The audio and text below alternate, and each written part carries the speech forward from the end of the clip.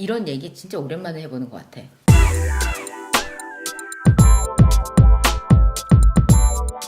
안녕하세요, 여행작가TV입니다. 오늘 저희가 최지영 작가님을 초대했어요. 아, 작가님 초대하느라 저희가 광고 출연을 했습니다. 그렇죠, 네. 진짜요? 그리고 개인적으로 저는 여행 작가를 꿈꾸게 된 게 우리 최지영 작가님의 이 지구별 워크홀릭이라는 세계 일주 책을 제가 유럽에 가기 전에 2007년에 네. 책을 읽고 나서 아 여행 작가는 직업이 있구나. 그래서 여행 작가를 해봤으면 좋겠다. 이게 첫 꿈을 가진 거거든요. 그래서 최지영 작가님을 모시고 이런 걸 찍을 수 있다는 게 굉장히 개인적으로도 영광입니다. 저도 영광이에요.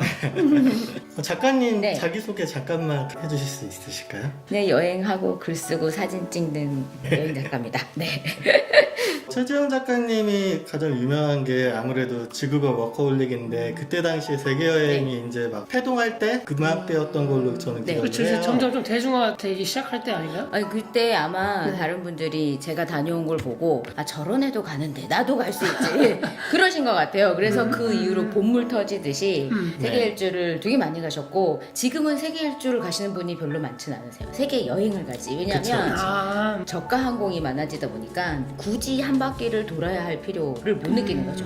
그래서 이제는 세계 일주를 간다 하면은 약간 옛날 사람 그쵸, 같은 그쵸. 그런 기분이 드는 지금은 뭐 일주의 의미를 두는 게 아니라 세계 자기가 원하는 장소를 그쵸. 다니는 게 좀 트렌드가 돼가지고 맞죠. 그리고 또 요즘은 자기가 마음에 드는 도시에서 장기 체류하거나 그렇죠, 막 그렇죠. 이런 한자 것도 살기가 또 유행이기도 하니까. 그러니까. 근데 세계 일주라는 거는 한 방향으로 가서 그냥 한 바퀴 돌면 그걸 세계 일주라고 해서 네. 꼭 이렇게 모든 걸 다 찍어야 되는 거는 아니에요. 그래서 저도 이때 세계 일주 갔을 때 아시아권은 거의 가지 않았었어요. 아시아권하고 이 북미랑 이쪽은 그리고 유럽 중심부는 그 전에 이렇게 여러 번 여행을 했어서 주로 아프리카하고 남미 중심으로 여행을 하는데 이 세계 일주 항공권의 그 룰 때문에 이제 다른 대륙들을 들러서 이렇게 가야 돼가지고 뭐 어차피 한 바퀴 도는데 여러 대륙을 이렇게 찍고 갔었던 맞아요. 거죠. 그게 룰이 있어가지고 네, 좋아하는 데를 이렇게 좀 오래 있을 수도 있어요. 플라이트를 조금 줄이고 그냥 오래 한 곳에서 이렇게 머무르면서 한 바퀴 도는 것처럼 그렇게 여행을 할 수도 있어요. 네. 그리고 제가 뭐 나중에 시간이 된다면 꼭 해보고 싶은 것 중에 하나가 비즈니스로. 좋은데. 비즈니스로 세계 일주하면 비즈니스로 세계 일주 항공권 그게 비싸지 않아요. 아 진짜요? 네, 플라이트도 되게 뭐 많이 탈 수 있고 하기 때문에 가격이 네, 그러면 그게 어느 공항을 가느냐 네. 공항세며 이런 세금에 따라서 천차만별이긴 하지만 분명한 건 생각하시는 것보다는 훨씬 저렴할 거예요. 네. 왜냐하면 비즈니스로 세계 일주를 한다고 하면 제 생각에는 보통 뭐 유럽까지 가는데 뭐 400만 원, 500만 원 뭐 왜 이러지 한 않아요? 번만 한 번 비즈니스 타는 것만 해도 그렇게 4,500만 네. 원 하잖아요. 미주도 그렇고 네. 유럽도 그렇고 그런 거 생각하면은 아. 훨씬 몇 번만 타더라도 그러니까. 그거 한번 괜찮겠죠? 응. 콘텐츠를 한번 찍어보고 싶어요. 진짜, 진짜. 언젠가 한번 그렇게 가보고 싶다라는 마음만 지금 품고 있습니다. 그러면 세계 일주를 하는데 준비해야 될 것들이 굉장히 좀 많이 있어요. 한 대륙을 여행하는 것도 준비해야 될 게 많은데 세계 일주를 할 때는 어떤 거를 좀 챙겨야 되는지 저도 궁금하거든요. 근데 챙겨야 될 거보다 저는 그때 제일 제가 괴로웠던 게 정리하는 거였어요. 혼자 살고 있었으니까 네. 집도 정리해야지, 뭐 그쵸. 차도 뭐 어떻게 맡겨놔야지. 그쵸 그쵸. 그게 제일 난감했어요. 건강보험, 뭐 그쵸. 국민연금, 아. 그리고 집, 그리고 나서 챙길 때는 그때는 이제 뭐 앱도 없고 인터넷도 그렇게 와이파이 거의 네. 없고 하다 보니까 그때 당시에는 정말 여행하는 게 쉽지 않았을 것 같아요. 왜냐하면 핸드폰도 스마트가 아니었고 네. 지도도 근데 없고 뭐 그쵸, 그렇게 지도. 그렇게 어렵다고 생각하지 않았었던 게 다 그냥 그렇게 아, 여행하기 그쵸. 때문에 아. 그때 그리고 당시에. 그 전에 비해서는 훨씬 나아진 거거든요. 어쨌거나 가서 이메일도 쓸 수 있고 아. 심지어 그 전에는 제가 94년에 처음 여행을 시작했었는데 뭐 아예 상상할 수 없는 거고 그리고 국제 전화를 해야 되잖아요. 001 같은 걸로. 그렇구나. 엄청나게 비쌌을 때죠. 네, 정말 엽서가 카톡 같은 역할을 했던 그때는 그나마 스카이프 좀 있고 이메일이 있으니까 연재를 이제 하나 하고 가기로 해가지고 하필이면 제가 처음 떨어진 데가 아프리카였어요. 제가 아프리카 너무 궁금해가지고 아프리카에서 보내려고 하니까 절대 사진이 안 올라가는 거예요. 물론 그때 카메라도 그다지 해상도가 높거나 그래서 그렇게 크지 않았거든요. 결국은 CD를 사서 CD에 구워가지고 EMS로 보냈어요. 저는 정리해야 된다는 게 그게 좀 이해가 되는 게 3, 4개월 동안 집을 그냥 방치해두기가 조금 애매하더라고요. 그렇죠. 그러면 작가님께서는 네. 가실 때 집은 어떻게 하고 가셨어요? 집은 그래서 1년간 비워두기가 네. 아까워서 되게 저렴한 월세로 그냥 와서 살아라. 아, 1년이다 그런데 그리고 내가 집기를 다 놔두고 갈 테니까 이거 그냥 써라 라고 해서 마침 다행히 후배 둘이 와서 1년을 살다 갔어요. 네, 너무 감사하죠 저도. 재개여행을 할 때 지금 오히려 짐에서 네. 빼야 될 것들이 훨씬 더 많은 것 같아요. 반대로 생각하면 뭘 가져가냐가 문제가 아니라 맞아요, 뭘 맞아요. 빼야 되냐가 문제인 것 같아요. 제가 되게 재밌었던 게 남아공에 제일 먼저 도착했다 그랬잖아요. 네. 근데 처음에 이제 요하네스버그에서 이렇게 해가지고 이제 케이프타운까지 왔는데 거기서 이제 제대로 좀 짐을 좀 열고 다시 해서 다시 집으로 붙였어요. 아 짐을 네. 네, 그때는 뭔가 이제 긴 여행과 큰 여행을 가기 때문에 아쿠아 슈즈, 카메라에 물 안 들어가게 방수팩. 네. 그 당시에도 이 충전기만 해도 어마어마하게 많은 거예요. 근데 막상 가서 보니까 똑같은 충전기들 막 와 있고 그래서 뭐 버릴 거 버리고 뭐 줄 거 주고 이렇게 보내고 처음에 했던 게 그거였던 것 같아요. 그거를 보내려고 우체국에 갔는데 네. 되게 비싸게 나온 거예요. 배로 보낼 건데 이렇게까지 비싸지 않을 텐데 하고 네. 다시 봤더니 우체국 언니께서 북한으로 보내려고 그들한테는 이게 남한, 북한 뭐 별로 차이가 그쵸. 없어요. 근데 너무 깜짝 놀라가지고 저기 사우스 코리아로 보낸다고 했더니 훨씬 더 싸졌어요. 아예 너무나 당연하게 그렇게 해가지고 깜짝 놀랐었어요. 그 이후에는 계속 원칙을 하나 세웠죠. 뭔가 너무 사고 싶어. 저 티셔츠가 너무 사고 네. 싶은 거야. 아. 그러면 하나를 버려. 아. 하나를 버리고 하나를 사고 그렇지 않으면은 배낭으로 이부지고 다니니까 저희도 남미에서 뭐 살 때 그러니까. 버리고 샀잖아요. 버리고 사야 돼. 이제 아프리카 다닐 때는 침낭이 꼭 필요했거든요. 네. 왜냐면 그 캠핑할 일들이 많았어가지고 뭐 킬리만자로도 가고 뭐 세렝게티도 가고 뭐 이래야 돼서 근데 유럽으로 올라오자마자 침낭을 버렸죠. 아, 어찌나 시원하던 네. 침낭 때문에 이게 다 무거운 것 같은 거예요. 부피도 크고요. 저희도 남미에서 이번에 텐트랑 침낭은 진짜 버리고 싶어가지고 그러니까 근데 너무 허무한 게 보는데 별로 안 가벼워졌어. 침낭에 탓이 아니었는데 좀 침낭한테 미안하더라고요. 근데 일교차가 좀 큰 나라는 또 침낭이 많이 도움이 필요하죠. 되기는 네, 해가지고 이게 호불호가 약간 좀 있을 것 같아요. 근데 부피가 워낙 큰 거는 완전 인정. 그거 하나 딱 놓으면 다른 거 들어갈 자리가 그쵸? 그렇게 많이 맞아요. 없더라고요.